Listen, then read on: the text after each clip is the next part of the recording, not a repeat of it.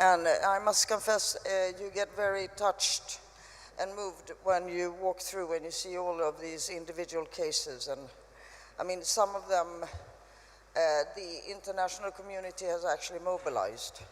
And I think we have been successful. I mean, it's a relative term, but I was personally involved in the case of Asia Bibi because I happened to be the ambassador in Pakistan when it happened. And I think with concerted efforts by the international community, we managed to give her a due process. And as you know, she was acquitted by the Supreme Court, but still the environment is such in Pakistan that her safety could not be guaranteed once released. So she had to go in exile. And that's not either acceptable. So this is a long battle. But let me start off by thanking you for organizing this event. I think it's a very timely one, and it is also one of those pressing issues that we need to be seized of. As you know, we are a country that has a very extended freedom of expression. In fact, in some instances, our Freedom of Expression Act actually goes further than the one that is used as a point of reference, which is the US. And that's maybe not known, but in some instances you see it play out.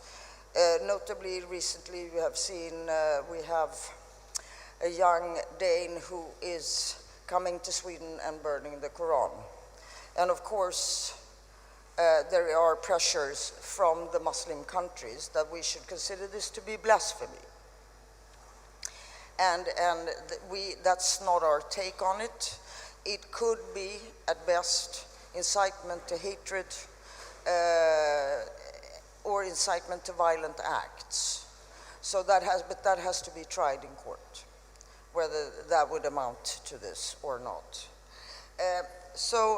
I'm very sad because I was looking forward to having a debate with the Special Rapporteur on freedom of religion or belief, a now very close collaborator and partner, Ahmed Shahid, but we were in Geneva together last week. And I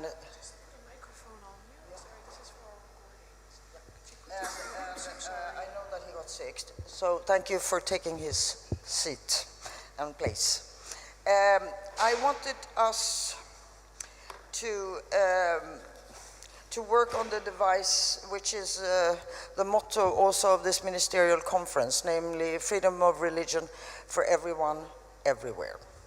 And I think we are all in this room convinced that freedom of religion or belief is intrinsically linked and interdependent on a number of other rights, freedom of expression being one of them, but of course freedom of assembly and non-discrimination are other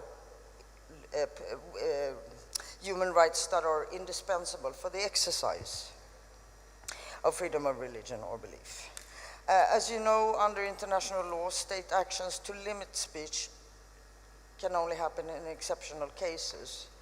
And the freedom to exercise or not one's religion or belief cannot exist if you don't have freedom of expression. And of course, it's incumbent upon states to create an environment in which you can have a constructive discussion around religious matters. And in fact, we would welcome free and critical thinking in an open debate as to probe whether religious interpretation to adhere to or rather distort the original values that underpin the religious belief. We believe that blasphemy laws are counterproductive, since not only do they have a chilling effect, but they actually censor all inter- and intra-religious belief and dialogue, debate and criticism, most of which would be constructive, healthy, and many times needed. What we also see is that the blasphemy laws are applied in a discriminatory way. And I would want to bring us to, you probably know this US Commission on Freedom of Religion or Belief, who actually did a report on blasphemy and apostasy.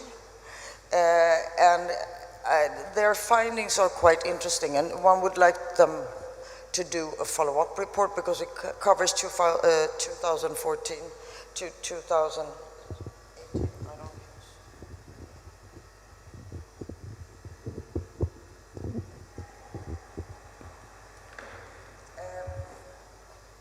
And what we see is that most, and I think this exhibition also displays it. Do I need it? It feels like I don't need it. Okay. No. Okay. If I need it, I need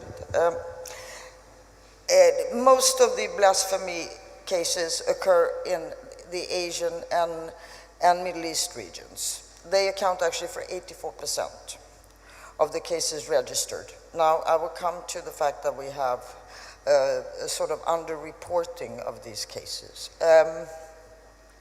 And 81 of them happens in more or less 10 countries.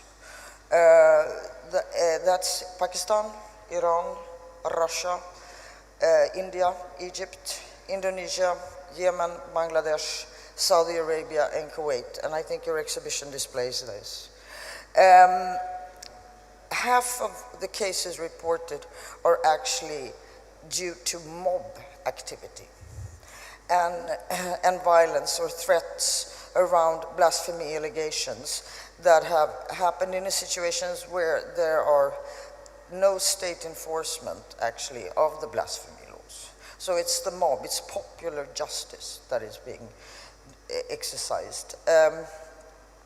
The top countries that actually enforce or have blasphemy law is Pakistan, Iran, Russia, India, Egypt, Indonesia, and I would say that 70% of these 10 countries have actually Islam as their official state religion and can even be the reason for the establishment of the state. 12 countries, and that comes out in your pamphlet, have death penalty. And I think this is one of the aspects I would really like us to dig into a little bit more. And there are 4 countries which account for more or less 80% of all the mob activity, and that's Pakistan, Bangladesh, Nigeria, and Egypt. For practical purposes, I thought that we might want to concentrate on those 4 countries because I believe that's where we could achieve progress. And I'm basing this on bilateral dialogues that I've had with these countries. Most of the government officials admit that it is a problem, that blasphemy or apostasy laws are being abused, misused, badly applied, wrongly applied, and that they need to do something about it. The question is what?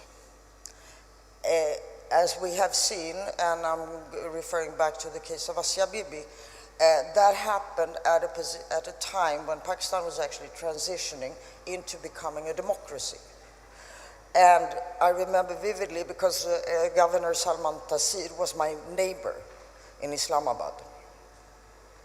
And he was advocating and saying that, you know, Pakistan is now a democracy and the will of the people should be expressed in its legislation. It's time to modernize the legislation and not have a legislation from the times of Zia-ul Haq. For that, he was killed. For just saying that by his own bodyguard. Shabazz Bhatti, who was then the Minister for Religious Minorities, was arguing more or less saying we should apply our blasphemy laws within a human rights context, with applying a human rights framework. And for that, he was killed leaving his home. So for some countries, we have been talking about religious identity, but it's sort of, someone referred to it as a country's DNA. And that makes it, thank you. So I think changing a country's DNA is going to be an over-daunting task for us. But since they have the insight that something needs to be done, then maybe we can be practical about it in the sense that, I'll take the case of Pakistan. Pakistan has de facto moratoria on death penalty. Now, death penalty is stipulated in their laws, but they don't apply it. And they don't apply it because of international pressure. Now, let's keep the pressure up, because Article 6 of ICCPR says that you can only have death penalty for the most serious, heinous crimes. Now, can we consider blasphemy to be one of those? No, I think we can reasonably convince them that it's not necessary. So if we can already remove the application of death penalty, I think we have made minimum, but it's always the case in the human rights context. It's small steps. You can also work on, which is usually the instrument to file a blasphemy, because it very rarely comes from government agents. It comes from the neighbor, a competing tribe, clan, or even sometimes as personal vendettas. And it's this first information report that needs to be filed. Now, if you install, and you don't need to change the laws for that, you can have a system within the sort of police instruction that says that any attempt to file an FIR on blasphemy has to be reviewed by a superior. Is it a well-founded allegation or not? And I think by doing that, you can dismiss a number of cases that will then disappear, and you will limit the caseload. These are two examples where you can work with them. And of course, then you have the concerted efforts of governments, of faith-based organization, religious leaders, civil society, but also academics, who come together and putting pressure, because we see that that pays off. We have a number of cases here, examples of people who have been released after concerted efforts, maybe for a long time, but they have paid off. And if we can work more closely together that was my proposal, that we pick 4 countries and then we try to make progress in those 4 countries, it will have a sort of spillover effect on other countries. So with these words, I just wanted to give an anecdote also about Sweden, because I'm not sure everybody is aware of where Sweden stands on this issue. Of course, we also had blasphemy starting in the Middle Ages, and the turning point was really in 1884, when one of our now greatest author, August Strindberg, was charged for blasphemy. In one of his books, he describes the act of communion, and they felt that he was doing this in a condescending way, so he was charged with blasphemy. He was acquitted in the Supreme Court. They said, no, the freedom of expression trumps. So that started a movement which led to, and of course then we had the First World War, we had the Second World War, the Holocaust. So in 1949, we decided that, in hindsight particularly of the Holocaust, that we should try to move away from this and try to talk about peace of religions. So what we now call interreligious dialogues. And that concept took hold. So when we took our Freedom of Religion Act in 1951, there was no provisions on blasphemy at all. It disappeared completely.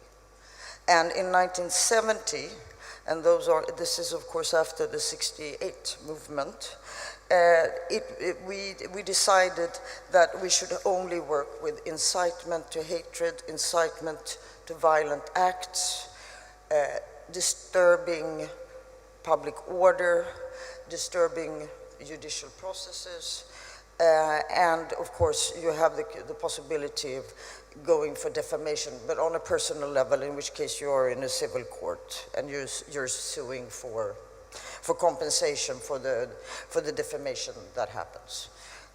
So that's how we decided to solve it, and it also set the foundation for our policy on this issue, which is the church is not protected, it is the individual and his rights that are protected.